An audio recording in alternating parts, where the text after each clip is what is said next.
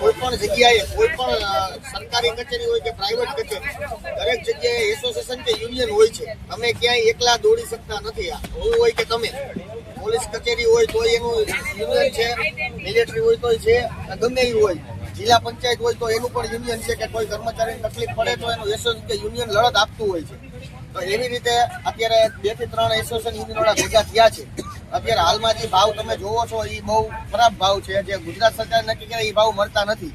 એના માટે ઘણા ડ્રાઈવરની 200 થી 500 ડ્રાઈવરની સાઇન કરીને આપણે આગામી સમયમાં કલેક્ટર કચેરીએ આવેદન આપવાનું છે, આરટીઓ ઇન્સ્પેક્ટરને આપવાનું છે. એ બધી તૈયારી થઈ ગઈ છે.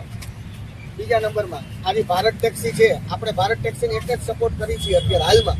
એની બીજી એક અમદાવાદની લોકલ એપ આવે તો પણ આપણે સપોર્ટમાં કોઈ વિરોધ નથી. પણ આપણે અડધી રાત્રે કે સવારે આપણે જાય એટલે ઓફિસે જવાબ મળવો જોઈએ. ઓલા ઉબર રેપિડોમાં મળતો નથી. 1 દબાવો, 2 દબાવો, 4 દબાવો, જવાબ કોઈને મળતો નથી. ભારત ટેક્સીનો તો સપોર્ટ છે જ. રહી વાત બીજી કે કોઈ લોકલ એપ આવે તો આપણને કોઈ પ્રોબ્લેમ નથી. એને પણ પૂરો સપોર્ટ છે.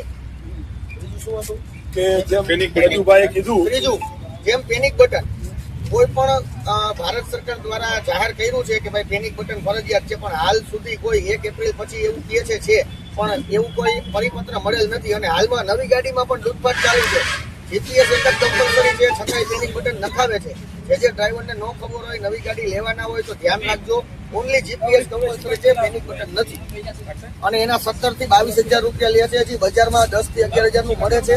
ગવર્મેન્ટ એપ્રુવલ સાથે તમે જેપીભાઈનો સંપર્ક કરી શકો છો, મારો કરી શકો છો. અમારે કોઈને કઈ કમિશન જોતું નથી. તમને જે 2, 5, 10,000 નો ફાયદો થાય તમારો કે ભાવેશભાઈ ગોગા કેમ્પ વાળાનો સંપર્ક કરી શકો છો. અહીંયા ગુજરાત ટેક્સી યુનિયન એસોસિએશન, સારથી વેલફેર એસોસિએશન અમારું, અમે બે નક્કી કર્યું છે. અને જેપીભાઈ અમદાવાદ ટેક્સી ગ્રુપ આગામી સમયમાં કલેક્ટર કચેરીએ આવેદન આપવાનું છે. આપણો જે ભાવ છે ફિક્સ એને રેગ્યુલાઇઝ કરવા માટે, સરકારી ચોપડે નહીં, કાયદેસર લાગુ કરવા માટે આપણે મોટી સંખ્યામાં જવાના છે. વધુ માહિતી જેપીભાઈ આપે છે. જે રીતે ગજુભાઈ હમણાં જણાવ્યું એ રીતે જે મેન મુદ્દા હતા એમણે જાણકારી આપી.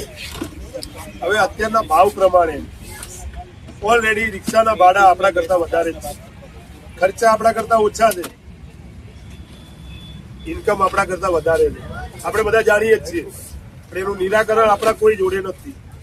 એના માટે જેમ એમણે કીધું કે ભારત ટેક્સી કેમ આપણી છે, મોદીજી કે આપણી ભાજપ સરકાર થકી જે પ્રયાસો થઈ રહ્યા બહુ સારા એવા અને સફળ થઈ રહ્યા કે જેની અંદર ભારત ટેક્સીમાં આપણો સપોર્ટ છે. કેમ આગળનારું ભવિષ્ય સારું છે, ક્યાંક ને ક્યાંક આપણું સાંભળ છે. પણ જે પ્રાઇવેટ કંપનીઓ છે, ઓલા, ઉબર, રેપિડો, જેમાં બોગસગીરી ચાલતી હોય છે કે થતી હોય છે, જેમાં આપણે જેમ આપણે કીધું કોઈ કમ્પ્લેન કરી હોય તો ખાલી આપણે રાહ જોવી પડે છે કે ભગવાનને જેમ મંદિરે જઈએ ભગવાન ક્યારે માને એના જેવું. પેલા જેવો ટાઈમ નહીં રહ્યો કે આપણું સાંભળે. તો એની અંદર અમારે જે મોદીજીએ કીધું હતું make in India, made in India, આપણું હોવું જોઈએ અને આપણું જ. તો ત્યાં આપણે કહી શકીએ કે અડધી રાતે દરવાજો ખખડાઈ શકીએ કે આપણો પૈસો છે આપણા દેશમાં જ રહે. અને હું તો એમ કહું છું આપણો ગુજરાતનો પૈસો છે ગુજરાતમાં જ રહે. એ રીતનું કોઈ વસ્તુ આગળ કરવાની જરૂર છે.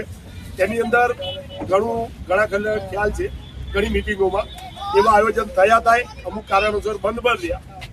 આવનારા ટાઈમમાં છે એવું આયોજન, 1-2 વ્યક્તિ છે એવા એવી કંપની જે આગળ આવી શકશે આવનારા ટાઈમમાં, તો આપણો એને સપોર્ટ હશે જ. પણ જે રિચાર્જ સિસ્ટમ મજા આવે એટલે રિચાર્જ કરો, 2,000 ઉપર ભાડું નહીં દેતા કોઈને, એ બી ખેંચી એટલે મંથલી એક પેકેજ જેવું બનાવી કાઢ્યું આપણું, જે લોકલ ધંધાનું ખેંચતા થાય એમ કે રિચાર્જ કરો પણ તમારી ઇન્કમ આની ઉપર નહીં જાય, તમને ડ્રાઈવરને આ લેવલમાં જ રાખીશું. કોણ એવી મેન્ટાલિટી રાખે કંપની, અને એમને બઢોતરી આપણે ડ્રાઈવર જ આપીએ.